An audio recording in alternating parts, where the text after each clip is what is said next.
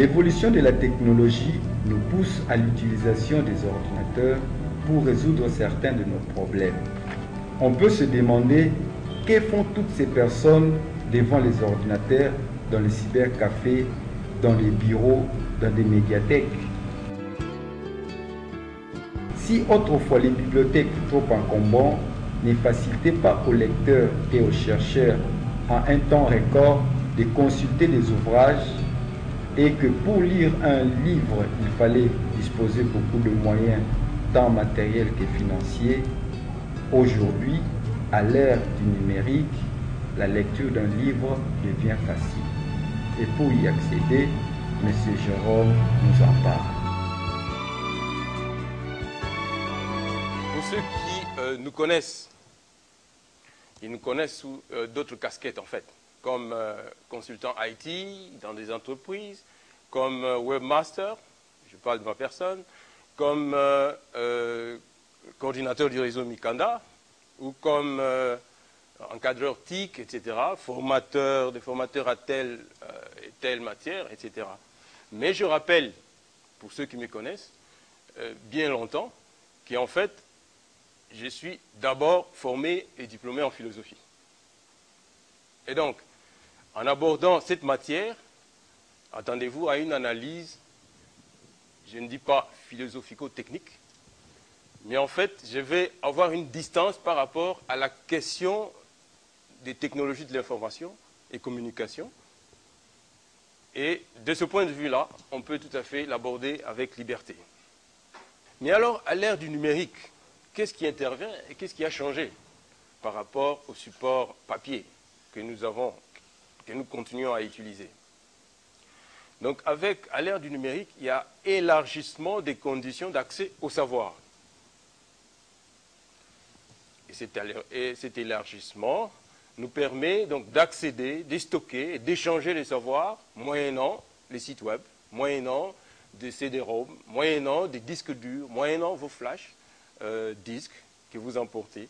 Donc il intervient un élément nouveau, c'est le nomadisme dans l'échange de la connaissance et du savoir grâce à l'évolution des équipements. Et de ce point de vue-là, l'écran devient incontournable, l'écran d'ordinateur, que ce soit l'écran d'ordinateur, le projecteur, l'écran de votre téléphone portable, de votre smartphone, de vos tablettes, l'écran devient incontournable. Et donc, nous devons faire avec. Il est faux de dire que non, les écrits sont trop petits ou trop grands parce que vous pouvez agir sur l'écran. Contrairement à un livre qui est imprimé, si c'est en police 12, c'est taille 12, c'est fini. Mais avec des tablettes ou un ordinateur, un vieillard peut agrandir comme il veut. S'il veut avoir un seul paragraphe sur tout l'écran, il va l'avoir. Et donc, avec l'évolution de l'équipement, il y a un confort de lecture plus ou moins avancé, selon que c'est du bon ou du mauvais matériel. La lecture, donc, s'accompagne dans cette ère nouvelle avec toute une infrastructure. Et l'infrastructure se résume en deux grands aspects, donc l'infrastructure matérielle et logicielle. Parmi les supports matériels que vous connaissez, on va simplement citer, vous connaissez tous les PC, l'ordinateur de bureau, vous connaissez les laptops, vous connaissez les netbooks, les tout petits là qui n'ont plus de CD-ROM, les lecteurs de CD-ROM. Vous connaissez des téléphones intelligents que vous avez, des smartphones ou des... vous connaissez aussi les tablettes. Je cite tous ces matériels pour que vous puissiez l'exploiter à des fins de lecture, à des fins de culture et à des fins d'accès au savoir et de diffusion du savoir. N'est-ce pas? Pour relier un ordinateur à un autre, il faut soit des câbles Ethernet, soit un Wi-Fi, soit même un Bluetooth pour ceux qui peuvent le faire, ou l'infrarouge dans les vieux temps. Il y a donc toutes sortes d'ondes porteuses qui peuvent vous aider à connecter les machines les unes avec les autres. Et les machines modernes sont, enfin, le principe même, il n'y a pas question de machines modernes, les principes même des processeurs d'ordinateur, c'est d'être en principe intelligent en termes de connectique, en termes de réseau, en termes d'analyse de disques durs, en termes d'analyse de mémoire et tout ça, qui gère. Voilà. Il y a aussi la lecture à l'ère du numérique, c'est accompagné des outils logiciels. Il y a des logiciels libres et des logiciels propriétaires. Donc, parce qu'il faut avouer que Ubuntu, comme ça s'appelle là, c'est vraiment en langue africaine. Et c'est tellement riche que, en termes de maintenance, moi, ça m'aide beaucoup. Je donne juste ça pour dire que lorsque vous avez codé votre machine avec le code le plus long ou le plus compliqué, moi, j'amène ma clé USB qui est bootable sous Linux, j'ai la branche, je démarre, je pénètre dans tout ce que vous avez là, sans passer par... Hein? Et la clé est partie. Hein? Je vous ouvre tout ça, et puis dès que je quitte, vous n'aurez aucune trace de mon passage. Vous voyez? Je peux utiliser votre machine, juste pour me connecter sur Internet, travailler en ligne, des clouds, et partir. Et vous ne le saurez jamais, mais moi, je peux voir tout ce que vous avez dans votre machine Windows. Je ne critique pas, hein, je ne commence pas ces débats-là, logiciel libre et tout ça. Ça, c'est vraiment à s'y perdre, mais je vous dis, le logiciel est téléchargeable gratuitement, et ce n'est qu'un CD-ROM. La taille d'un CD-ROM, avec une connexion normale, une nuit suffit, ou quelque chose comme ça, ou 2 jours, même si c'est 3 jours. Mais vous aurez un logiciel avec toutes les potentialités. Parlons un petit peu maintenant du cloud computing. Oui, la pratique de l'Internet dans les nuages. Tout de suite, j'ai dit que c'est une très très bonne évolution. La base même du cloud computing, donc, ce sont les serveurs puissants, hein, placés dans le nord ou ailleurs, en Afrique du Sud, etc. Mais qui sont là pour vous. C'est tout à fait démocratique. Vous pouvez y loger tout ce que vous voulez. Qu'est-ce que vous logez sur les serveurs? Bien, votre mot de passe, votre login pour Yahoo. Vous croyez que c'est stocké où? C'est quelque part. Ce n'est pas sur une machine du PDG de Yahoo. Non. Lui-même ne sait même pas ce qui se passe là-dedans. Donc il ne peut pas entrer dans votre mail quand il veut. Non. Il ne faut pas se faire des idées noires sur l'Internet ainsi conçu. Nous avons aussi, et c'est ça qui nous intéresse, nous avons des ressources en ligne, des ressources électroniques. Et à ce niveau, vous avez d'abord un moteur de recherche comme celui-ci, qui contient une base de données de toutes ces bibliothèques membres, qui sont en fait en train de s'ajouter chaque jour. Mais vous avez aussi des sites comme la BNF, la Bibliothèque nationale de France. Vous avez les sites comme le SUDOC, etc., Electre, tout ce que vous voulez. Ce sont des sites spécialisés dans la création des notices catalographiques qui peuvent être même téléchargées, n'est-ce pas, pour la gestion de vos livres. Et vous voyez, tous ces sites sont in the cloud, donc ils sont dans les nuages, ils sont situés quelque part. Et vous avez à côté de tous ces éléments que j'ai cités, vous avez donc heureusement un moteur de recherche qui vous permet de passer d'un site à un autre et d'effectuer des recherches suivant un référencement bien déterminé. Voilà. Ça, je vous ai simplement présenté un petit peu le monde du cloud computing. Mais ce monde, cet univers, appelle une éthique pour l'usage. Lorsque vous allez dans le grand marché, si vraiment vous avez 50 $ en francs, vous avez 50 000 francs ou vous avez 100 000 francs et vous n'avez aucun programme, vous allez dans les supermarchés ou bien en ville, vous risquez d'en sortir avec un tas de trucs que vous avez achetés parce que vous n'avez pas eu un programme d'achat, n'est-ce pas? C'est exactement la même chose si vous allez sur les sites web ou sur des navigateurs ou des moteurs, plutôt des sites distants. Si vous ne savez pas ce que vous voulez, vous n'allez rien ramasser non plus. Parce que nous deux, on peut se mettre à chercher quelque chose, et moi je vais trouver ce que je cherche, et lui va trouver ce qu'il cherche. Quelqu'un d'autre viendra juste pour Facebooker, voir la photo de quelqu'un d'autre, et dire, et cliquer là-dessus, dire j'aime, ou bien dire LOL, MDR, tout ce que vous voulez, c'est que moi je considère comme un appauvrissement du langage. Mais il faut que nous puissions utiliser même tous ces Facebook et toutes ces histoires dans le cadre de la recherche scientifique. N'est-ce pas? Et c'est comme ça que vous trouvez des gens, vous voyez qui sont leurs amis, bon, vous voyez les amis, ils sont là, parfois même 50 000 ou je ne sais pas combien. Mais il est abonné à quoi? Peut-être à rien. Mais d'autres sur Facebook sont abonnés, je ne sais pas, RFI, TV5, Réseau Mikanda, etc., ou des sites de karaté pour les sportifs, ou des sites de photographes, hein, ou des sites des spécialités. À ce moment-là, si vous êtes abonné à des pages spécialisées Facebook, vous êtes sur votre page Facebook, mais en même temps, l'information vous vient. Et voilà, une autre révolution du monde, de la révolution numérique, donc l'information vous suit. Selon que vous avez déterminé et que vous êtes abonné au flux RSS, enfin, que vous êtes abonné à ces différentes pages-là. Donc la moralité est, d'avoir donc un discernement et de savoir ce qu'on veut.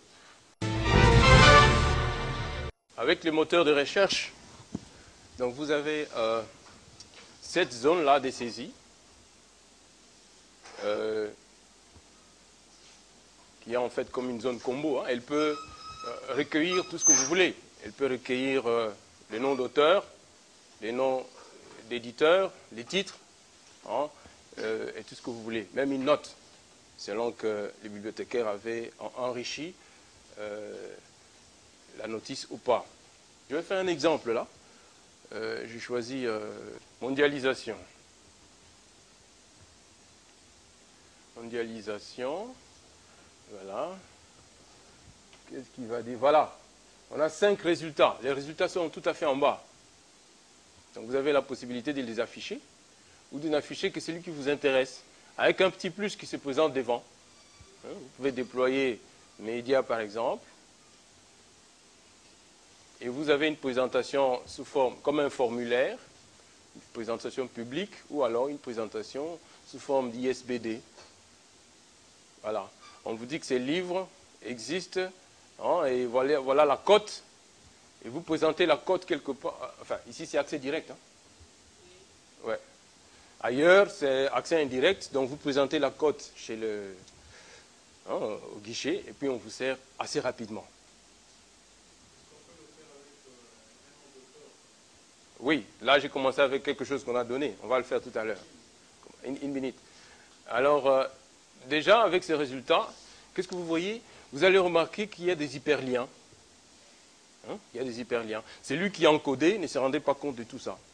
Il y a par exemple un lien là, qui va vous conduire exactement à la notice. On dit il est en marque des choses. Et vous voyez par exemple Africulture, qui est aussi souligné. Vous avez cherché mondialisation, vous tombez sur, ah mais c'est ça justement, je cherchais quelque chose sur Africulture.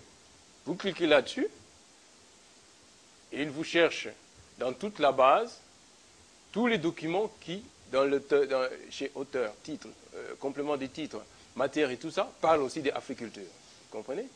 Et donc vous pouvez avoir un certain nombre de choses de cette manière-là. Vous pouvez aussi cliquer sur l'Harmattan comme éditeur, dans ces cas ici. Et à ce moment-là, on cherche dans cette base tous les livres qui ont été publiés chez l'Harmattan. Vous comprenez? Donc la recherche à ce moment-là, c'est tellement souple que si la base de données est riche, hein, vous comprenez? Maintenant là, ce que nous trouvons, c'est uniquement sur la base de la Maison des Savoirs. C'était quoi? Mondialisation. Allons un petit peu en ligne aussi sur le réseau Mikanda, c'est la même chose. Mondialisation. Qu'est-ce qu'il va dire? Bon, vous pouvez cocher, hein, dans la recherche simple, vous pouvez dire je cherche seulement dans les titres, dans les auteurs, hein, Laurent, ou alors dans tous les champs, ou dans l'indexation décimale, pour ceux qui s'intéressent à ça, ou dans les collections, ou dans les catégories. Mais si vous ne savez pas grand-chose, il faut cueillir le plus de données que possible, dites tous les champs. Oui, tous les champs. Alors là, je recherche mondialisation sur le catalogue du réseau Mikanda. Qu'est-ce que je tombe? Je tombe sur... Vous voyez, c'est un petit peu plus lent, nous sommes en ligne. C'est la qualité de la connexion ici. Voilà, 79 résultats et puis 144 résultats sur tous les champs. J'ai dit qu'il faut une moralité dans ces cadres. Lorsque nous sommes dans le cloud computing, il faut une moralité, savoir qu'est-ce que je cherche et savoir le formuler. Nous allons le voir avec Google. Ici aussi, il faut savoir ce que vous voulez formuler. Si vous formulez quelque chose comme un nom comme femme, ça nous intéresse tous, mais vous allez avoir ce que nous appelons en bibliothéconomie, vous allez avoir le bruit, parce que vous aurez environ 3000 documents sur la femme, par exemple. Si vous voulez avoir un résultat qui parle, vous devez ajouter alors un autre critère pour que vous ayez un résultat pertinent, n'est-ce pas?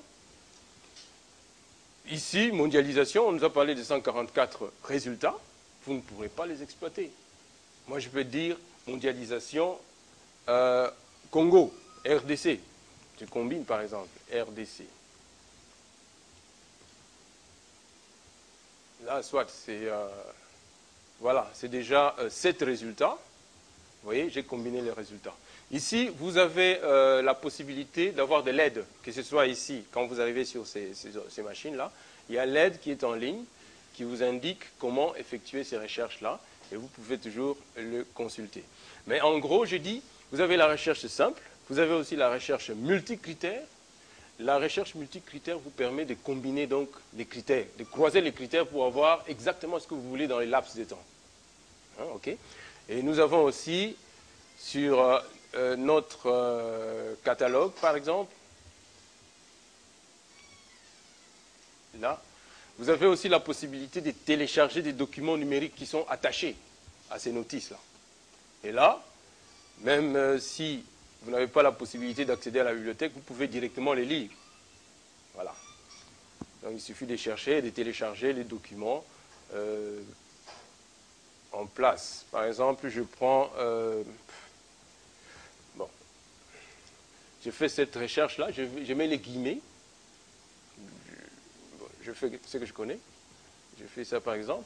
Je fais ça pour qu'il me cherche exactement cette suite-là. Alors quand je recherche, qu'est-ce qu'il me dit? Voilà, il y a 4 résultats, il y a un certain nombre de choses. Je vais juste démontrer les documents qui sont téléchargeables. Voilà. Là, vous avez un document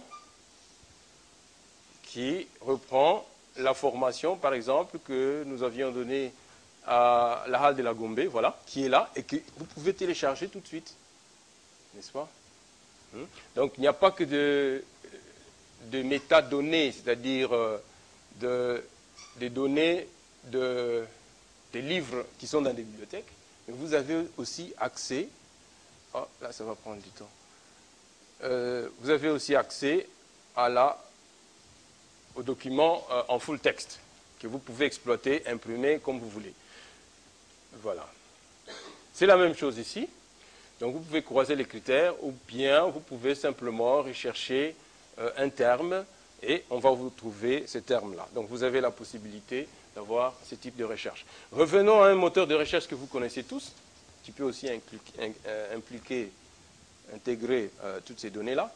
Supposons que je cherche en ligne, tout à l'heure j'ai parlé des livres numériques.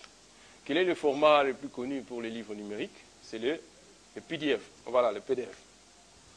Alors, si je cherche, par exemple, moi je dis RDC, ces techniques, vous les avez, c'est expliqué sur Google, mais beaucoup ne les exploitent pas. Si je veux avoir exactement RDC, tous les livres de RDC en PDF, j'ai fait à ce moment-là extension, 2 points, voilà, extension PDF. Tout comme après extension, vous pouvez mettre doc, pour avoir des livres en doc, tout comme etc. Tout ce que vous voulez. E-book, ou des formats Kindle. Ça sont des petits détails. Ah voilà, les livres quand même, les trucs est quand même arrivé après. Donc ça se trouve sur ce catalogue ou les catalogues en ligne. Donc on peut tout à fait lire ces livres-là en full texte. Formation des formateurs, métier de documentaliste, utilisation du système intégré de PMB, etc. C'était en 2009. Et voilà, il y avait toutes sortes de... Voilà. Tous ces participants-là, il y en a qui vont se retrouver. Mais c'est un rapport qui est comme ça, livré en ligne, hein, qui est en ligne, etc. Bon, je disais tout à l'heure, donc, je le ferme. Donc, dès que vous dites RDC, extension PDF, on va voir si c'est plus ou moins rapide. On va avoir rien que des livres électroniques sur la RDC. Ça peut être radiologie, ça peut être des choses qui vous intéressent, ça peut être... mais vous voyez donc, ce qui vient d'arriver est téléchargeable. Et il n'y a que du PDF là-bas, etc. Donc ces types de recherches, vous pouvez les effectuer. Mais il y a l'aide, bon, on n'a pas toujours assez de temps pour donner toutes ces techniques, mais vous pouvez les lire quelque part, les différentes techniques pour utiliser exactement tous ces outils, tous ces moteurs de recherche qui existent en ligne.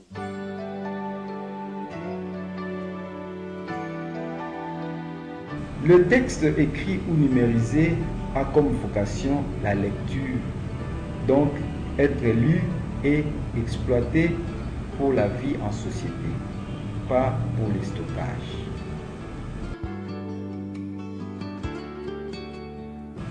La lecture est un éveil de l'âme et du cœur. C'est une ouverture sur un monde enchanté. Elle nous ouvre toutes les portes de la création et nous invite à mieux comprendre et maîtriser le monde au lieu de le fuir. La conscience d'avoir bien agi est une récompense en soi.